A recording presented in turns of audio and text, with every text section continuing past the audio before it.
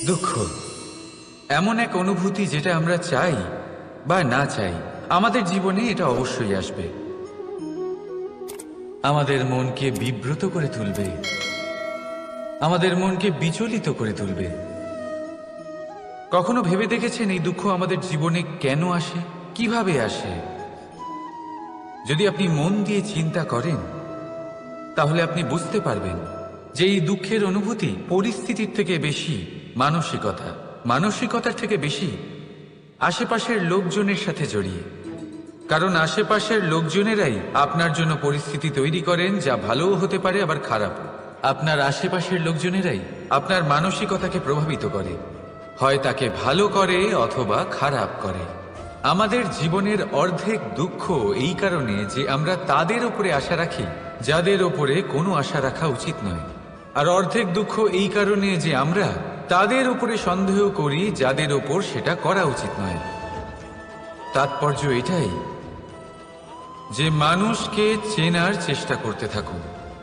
যেদিন আপনি এটা বুঝে যাবেন যে কে সুজন আর কে দুর্জন, সেই দিন এই দুঃখ আপনার জীবন থেকে দূরে কোথাও চলে যাবে। রাধা রাধা। কিছুদিন আগে আমরা কথা বলেছিলাম যে আমাদেরকে নিজেদের বিবেকের সাহায্যে সুজন আর দুর্জনকে চিনতে শিখতে হবে। কিন্তু কিভাবে চিনব? কি গুণ থাকে তাদের? সুজন কি সে যে আস্তিক হয়, যে ঈশ্বরকে বিশ্বাস করেন, যে তাকে ভয় পান? নাকি দুর্জন সে যে ঈশ্বরকে বিশ্বাস করেন না, তাকে ভয় পান না, শুধুমাত্র নিজের কাজ করে যান? আপনাকে বলে দিই, এই সুজন না তো আস্তিক হয় আর না তো নাস্তিক, তারা বাস্তবিক হয়। তাহলে আসুন আর বাস্তবিকতাকে চিনুন আর জীবনে শুধুমাত্র আনন্দ লাভ করুন। আর আমার সাথে ভালোবেসে বলুন রাধা রাধা। কখনো আপনি কোনো কুমোরকে দেখেছেন যারা মাটির পাত্র বানায়? প্রথমে সে ভিজে মাটি মাখে, তারপর তাকে গড়ে, তারপর তাকে চাকায় দিয়ে সঠিক আকার দেয়।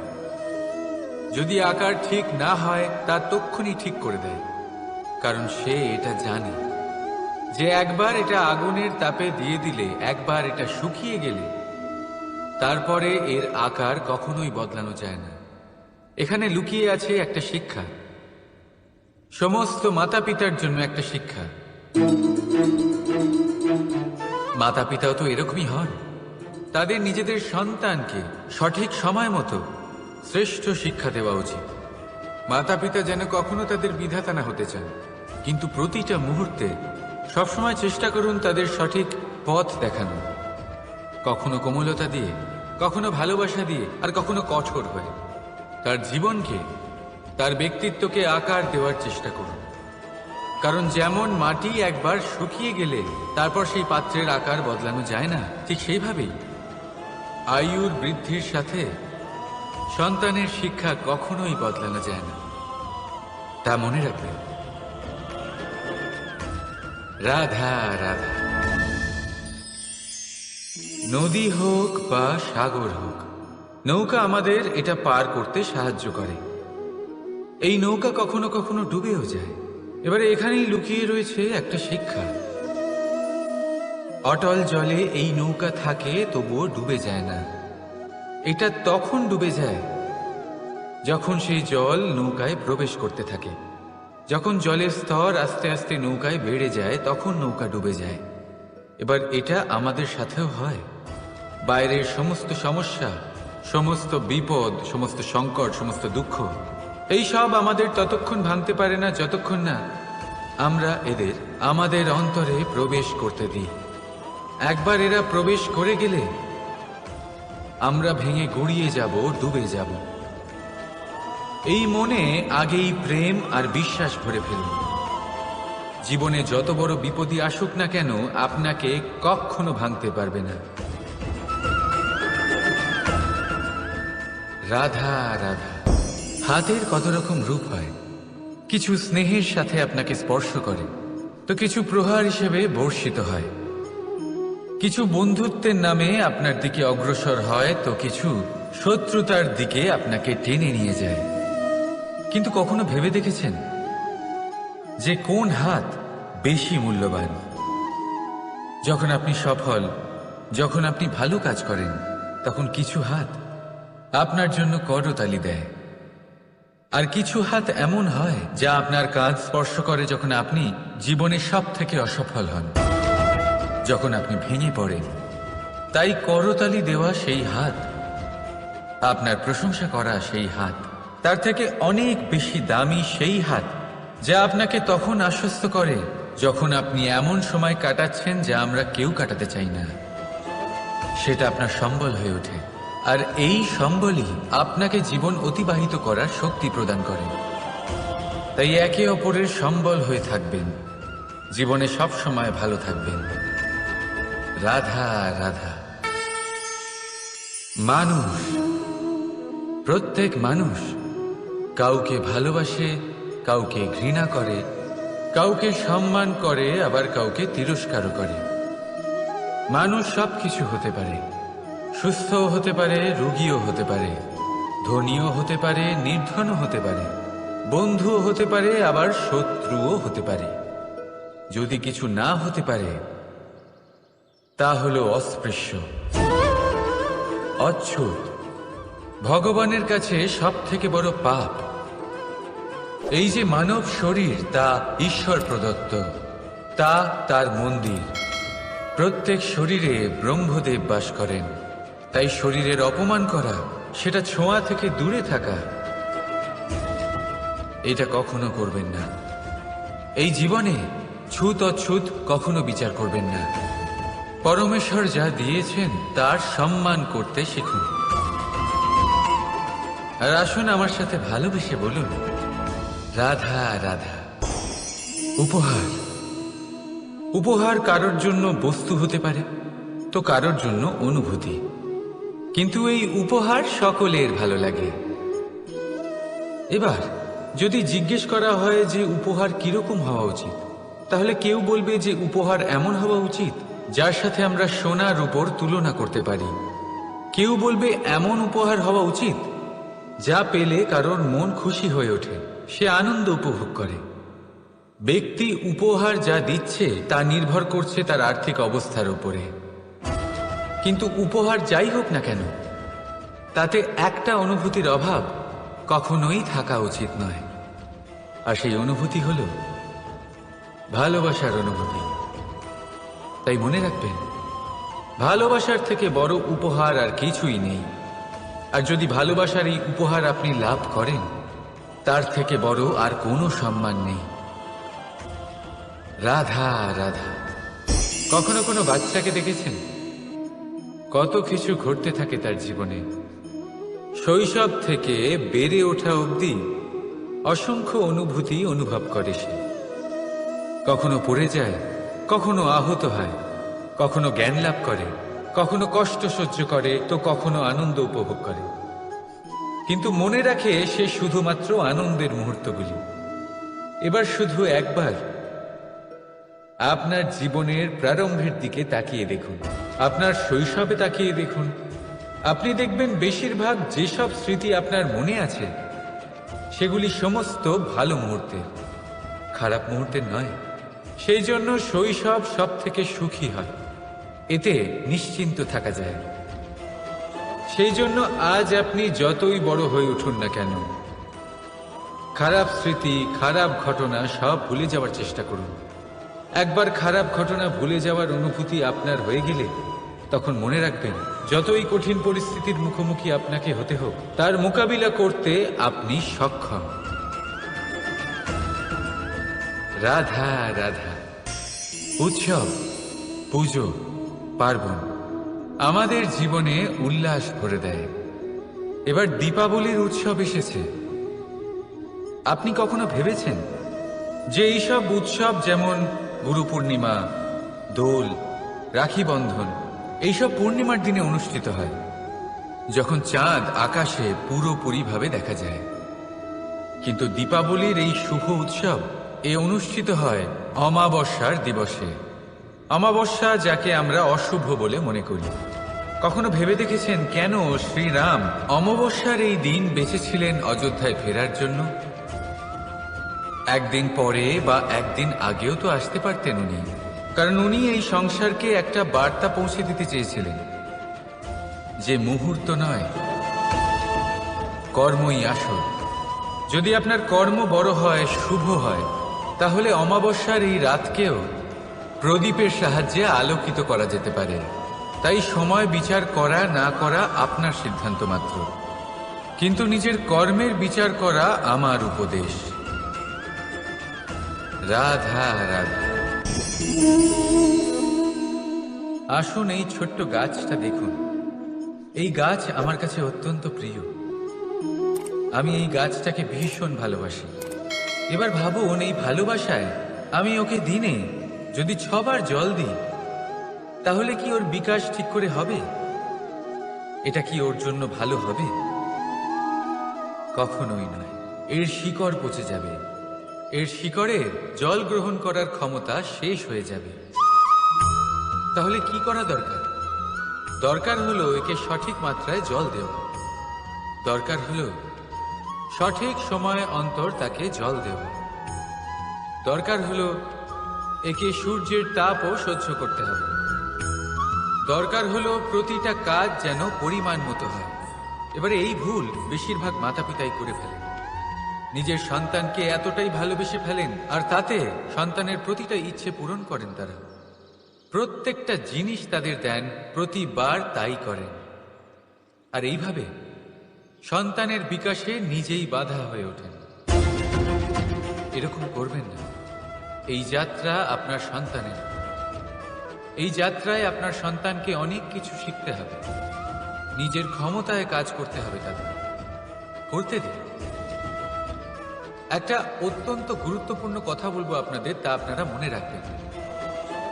প্রেম আর শত্রুতা অধিক হয় তাহলে তা ক্ষতিকর।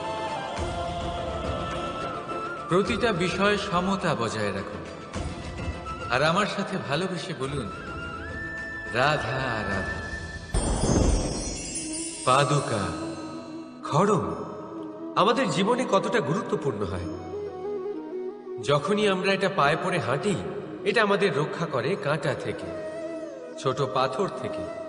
এটা আমাদের সুরক্ষিত রাখে। কিন্তু যদি এটাকেই আমরা অন্য দৃষ্টিভঙ্গি দিয়ে দেখি, তাহলে এই পাদুকার জন্যই হাঁটার সময় পেছন থেকে আমাদের পায়ে কাদা লেগে যায়। এরকম মানুষও আমাদের জীবনে থাকে, যে থাকে তো আমাদের সাথেই, কিন্তু এরাই আমাদের পিঠ পিছে কাদা ছড়ে। এবার হাঁটার সময় যখন আপনার পায়ে কাদা লাগে আপনার পাদুকার জন্য, আপনার নজর সেদিকে থাকে না। আপনার নজর থাকে সামনের দিকে, কারণ সেটাই আপনার লক্ষ্য, সেটাই আপনার পথ, আর সেটাই আপনার করা উচিত। তাই মনে রাখবেন, আপনার পা ধরে সেই টানতে পারে যে আপনার পেছনে রয়েছে, আর আপনার নজর সেখানে নয়। সবসময় সামনে নিজের লক্ষ্যে থাকা উচিত। প্রতি মুহূর্তে নিজের লক্ষ্যের দিকে তাকিয়ে থাকুন। সবসময় জীবনের সামনে এগোতে থাকুন। আর রাধা রাধা। মানুষ এক সামাজিক প্রাণী। সমাজে ঘোরাফেরা করে, অন্য মানুষ খুঁজে বেড়ায়, সম্পর্ক তৈরি করে, সেটাকে গড়ে তোলে, সুখ দান করে, সুখ লাভ করে, নিজের দুঃখকে কম করে। কিন্তু একটা জিনিস সে বোঝে না, কোন ব্যক্তি আপন আর কোন ব্যক্তি পর। দেখুন, আপন সে নয় যে সুখের সময় আপনার সাথে থাকে। আপন সে যে দুঃখের সময়ে শুরু থেকে শেষ অবধি আপনার সঙ্গে থাকে। তাই খেয়াল রাখবেন, সুখের সময় যে আপনার সাথে থাকে তারা সেই ব্যক্তিগণ যাদের আপনি পছন্দ করেন।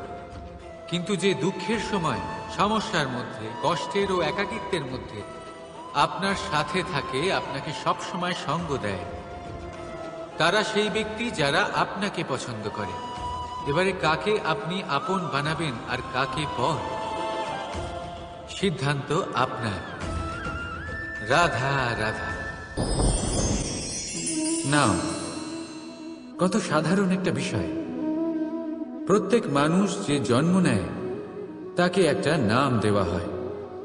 যা সে পেয়ে থাকে তার মাতা পিতার দ্বারা, না হলে তার গুরুর দ্বারা, বা কোনো আত্মীয়ের দ্বারা, বা কোনো কাছের মানুষের দ্বারা। এই নামের সাথেই সে আস্তে আস্তে বেড়ে ওঠে। কিন্তু এটাই কি সেই নাম?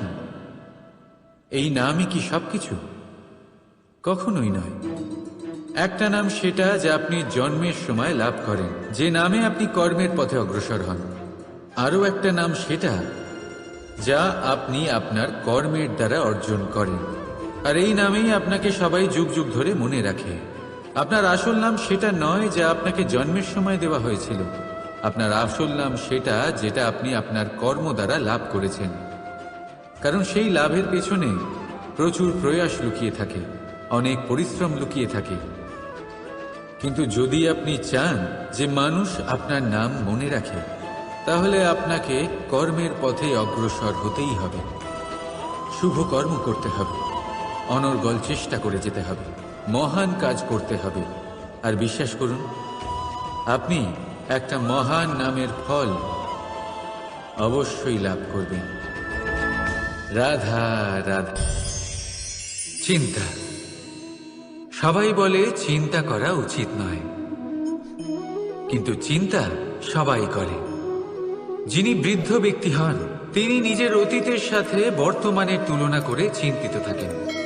একজন যুবক ব্যক্তি ভবিষ্যতের বিষয় চিন্তা করে, নিজের লক্ষ্য কিভাবে পূরণ করা যায় সেই চিন্তায় মগ্ন থাকে। শুধু